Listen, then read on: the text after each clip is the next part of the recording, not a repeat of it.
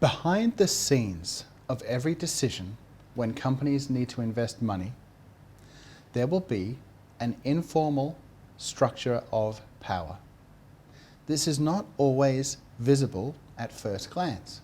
After all, the first people you might talk to could be middle management or operations level people. They might be technical people.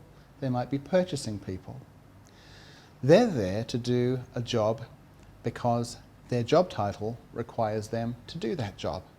They are part of the formal evaluation process. They're the evaluators, the decision makers, and the approvers.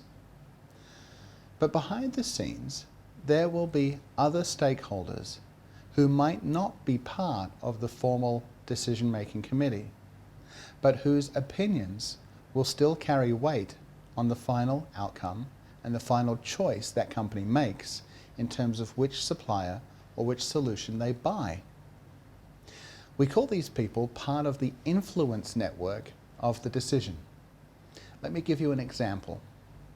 Let's say that you're a company that sells CRM software. Let's say that your typical target for selling this software to is the manager of the IT department. And so you invest many meetings exploring all of their technical needs. You understand the scope of how many users they need to sign up for licenses, what specific modules of your software they want to buy. It might be forecasting, customer contact, sales, customer service, account management, all sorts of things that you've already worked out with the IT manager. Now, you could sell just to that manager and the people inside the silo of the department they report to. These will all be people focused on CRM solutions. It's natural that they would be involved in the process.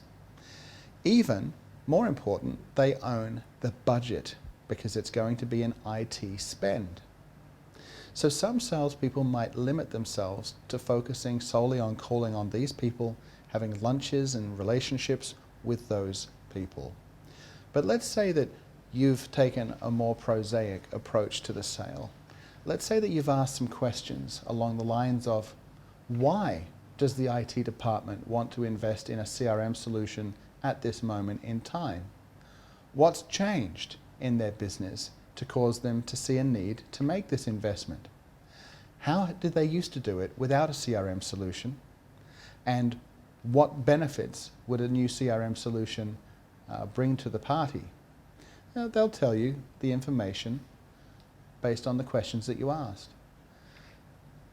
It starts to get really interesting, however, when you start to ask different questions on top of that, such as, and who was the first person to say that those things were needed? You might then find that the people who are behind the scenes shaping the agenda might not actually be in the IT department. Let's say, for example, that the director of sales is dissatisfied with forecasts that keep slipping. They're unhappy about the number of customers that have been defecting to buy their products and services from competitors.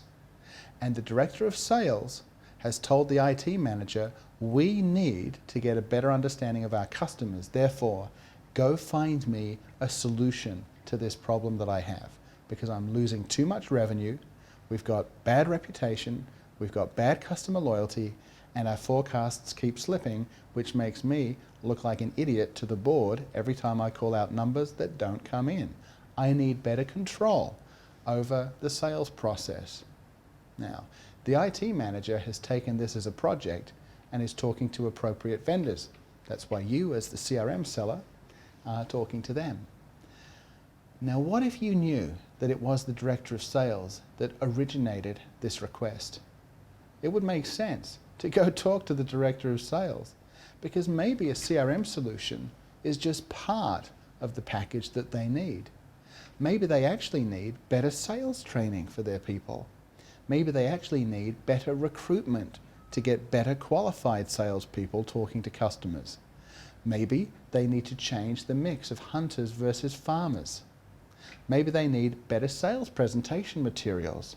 In fact, a CRM solution might not be what they really need at all. It could simply be a knee-jerk reaction that it seems like something that might work, so let's give it a go. But it may or may not actually give the sales director the answers that he wants. Now, it might be part of the solution, but by understanding that there are other people involved that have influenced or even been the origin of this demand, helps you understand the other people that you really should go and talk to. Now, it might be that the IT manager would be happy to introduce you, or it might be that you need to get an introduction by calling them directly and letting them know, I'm talking to the IT manager, I understand many of the requirements for a CRM solution have come from you. I think it's a good idea that I understand your needs in a little bit more detail before I make recommendations to the IT manager. Can we have an appointment? Or it might be that the IT manager can refer you. However you choose to take that approach, it's important that you first identify who these different stakeholders might be. Because remember, behind the scenes of every formal evaluation, there will be other people who will be influencing those decision criteria, who are typically the recipients of that value and the owners of the pain that the project is designed to solve. Find who they are, and you'll be dealing closer to the heart of the main issues that the decision will truly be made on.